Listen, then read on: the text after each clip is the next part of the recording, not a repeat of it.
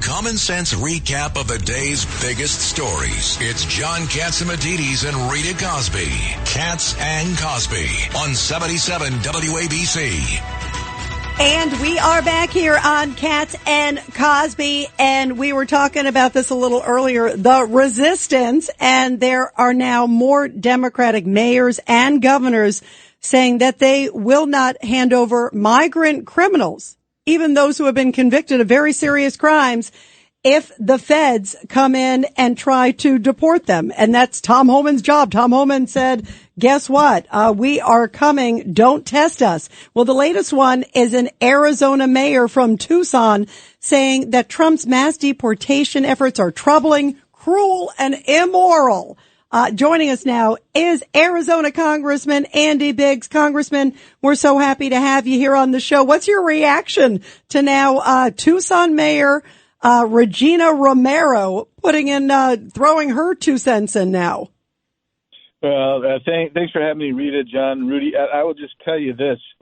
It sounds like insurrection to me. You have a law and you're violating the rule of law here. But that's the first response. But the second one, I'll tell you, growing up in Tucson, I will just tell you that this mayor has basically said that she's an open borders fanatic, and she doesn't care about the rule of law.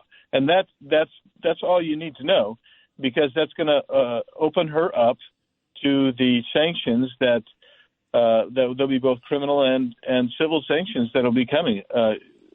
No doubt about it. And I'm astounded that the Democrats don't understand the breadth and depth of the problem, and they still ignore it and want to ignore it even to today. What's in the water there in Arizona? Because Katie Hobbs, the governor there, has also said the same thing. I mean, don't they understand? You guys are right there on the border. I mean, you understand how tough it is.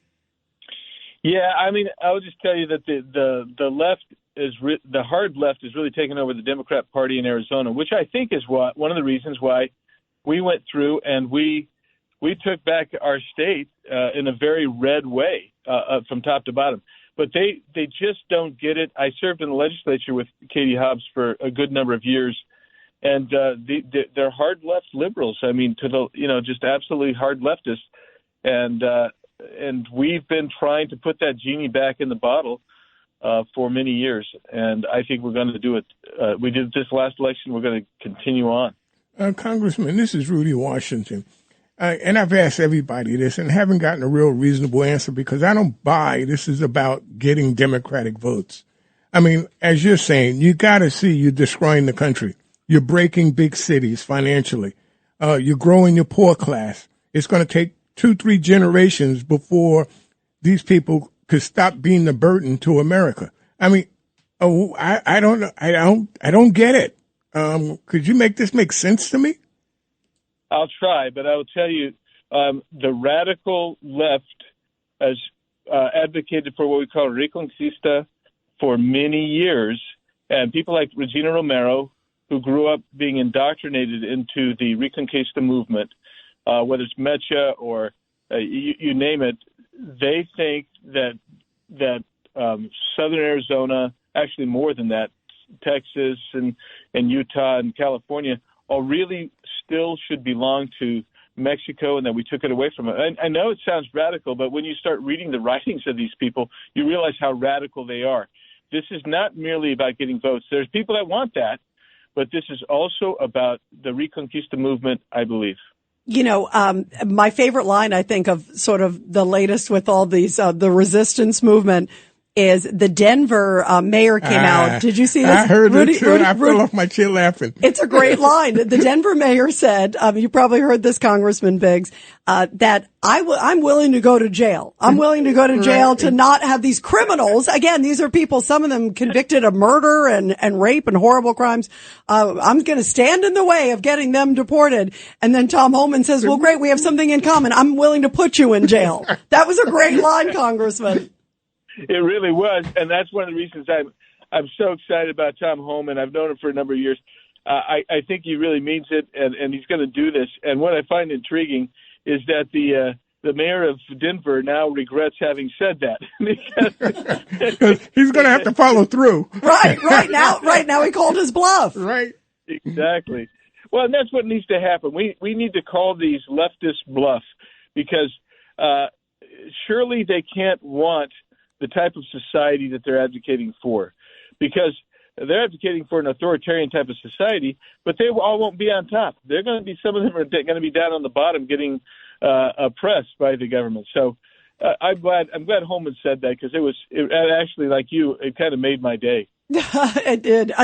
Before we let you go, Congressman, I saw the Arizona race was finally just called. Wasn't it like a day or two ago? One of the last ones there. That was 20 days after the election. I mean, what is going on? Who won? Yeah, it was the Kerry Lake one, right? Wasn't it, where Kerry Lake lost, but they finally certified it? I mean, it took 20 days. 20 days. Yeah. I mean. Yeah. And look, everybody got certified. I think it was yesterday or the day before. And this is something that we got to fix. We need to get this stuff done sooner. Now, what they really did is they got the official canvas in, and so that's a lot of states release numbers and then they do the official canvas. That's what Arizona has done here. That's what they've always done. But I mean, 20 days still is it's ridiculous. Congressman, we need one American, one vote. And we've got to straighten it out over the next 2 years. Otherwise, we're never going to straighten it out.